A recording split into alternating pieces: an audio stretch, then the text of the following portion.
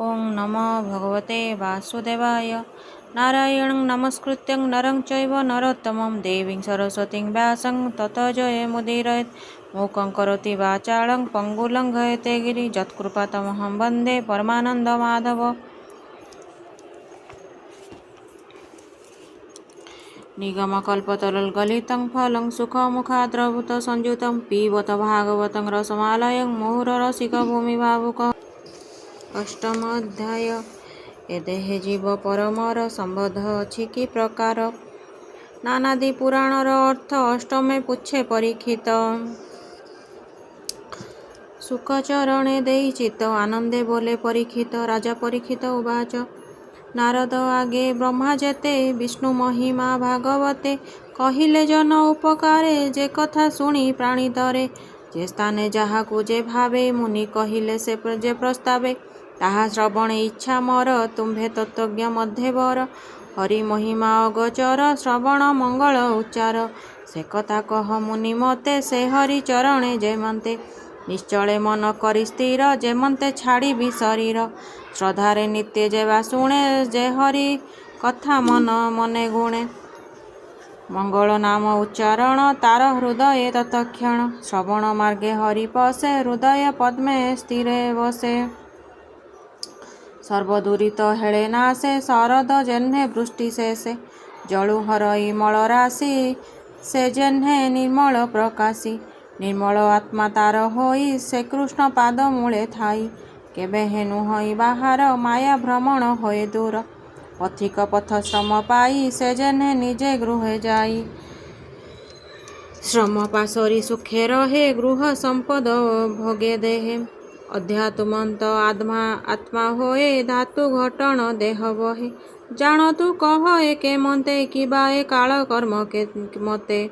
Jar उदरु पंक पद्म होई लोक संस्थान प्रकाशई। से जेबे अवयवी होई जीवई ईश्वर भेद काहि। ब्रह्मा जे भूत आत्मा होए से पुणी त्यार अनुग्रहे। आत्मारु प्राणी की सृजई स्वभावे तार जन्म नाही। नाभि कमलु होई जात ताहाकु देखे रूपवंत। कालर बळे से पुरुष करई सृष्टि स्थिति नाश। ए लोक लोकपाल संगे सर्वकल्पित तार अंगे।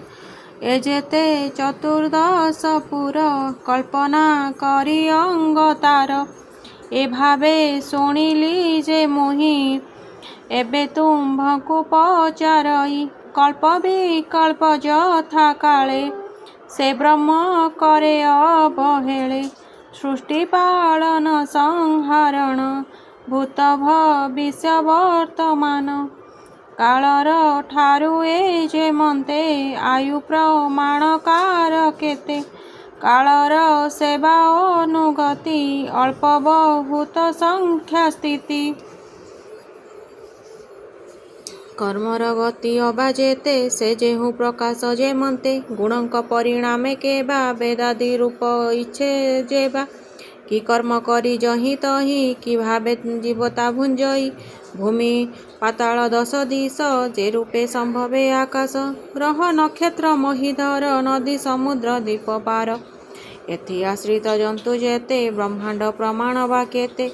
महांत जन आचरण से जे वर्ण विभाग आश्रम। बाह्य अंतरे वस्तु जेते संक्षेपी कहम अग्रते। ए अंड कोश मध्ये गते विष्णुर अवतार जेते। जुगानु जुगे जुगमान जेउ जुगरे जेबा धर्म। मनुष्य साधारण धर्म जेबा विशेष यथा वर्ण। आश्रमी कर धर्म आदि जाराज ऋषि ए संपादि। आपद धर्म प्राणी कर ए सर्व कह मुनिवर।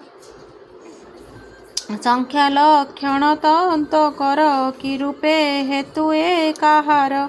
पुरुष आराधना विधि अष्टांग जोग जेह्ने साधि। जोगेश्वरंक गति जेते लिंग भंगन मोक्ष पथे। ଯେ ଧର୍ମ ବେଦ ଉପବେଦେ ପୁରାଣ ଇତିହାସ ବାଦେ ସର୍ବଭୂତଙ୍କର ଯେ ସମ୍ଭବ ବିକ୍ରମ ସଂକ୍ରମ ପ୍ରସ୍ତାବ ଯେ ଇଷ୍ଟ ବୈଦିକ କର୍ମ ଯେ ଅବା ସ୍ମାର୍ତ କର୍ମ ଧର୍ମ ଯେ ବିଧି ଯଜ୍ଞ ଜଳ ଦାନେ ଯେ କର୍ମ ତ୍ରିବର୍ଗ ସାଧନେ ଯେ ରୂପେ ଜୀବ ସମ୍ଭବନ୍ତି ଯେ ରୂପେ ପାଷାଣ୍ଡ ହୁଅନ୍ତି ଆତ୍ମାର ବନ୍ଧ ମୋକ୍ଷ ଦୁଇ ଯେ ବା ସ୍ୱରୂପେ ଯେହ୍ନେ ହୋଇ ସେ ଆତ୍ମତନ୍ତ୍ର ଭାବଗ୍ରାହୀ ଆତ୍ମମାୟାରେ ସେ କ୍ରୀଡ଼ଇ ସେ ମାୟା ବିସର୍ଜି ଯେ ମନ୍ତେ ପ୍ରଳୟ ରହେ ସାକ୍ଷୀ ମତେ ଭୋମୁନି ପଚାରିଲି ଯେତେ ସଂକ୍ଷେପୀ କହିବାକୁ ମତେ ତୁ ଯେ ବ୍ରହ୍ମାର ସମ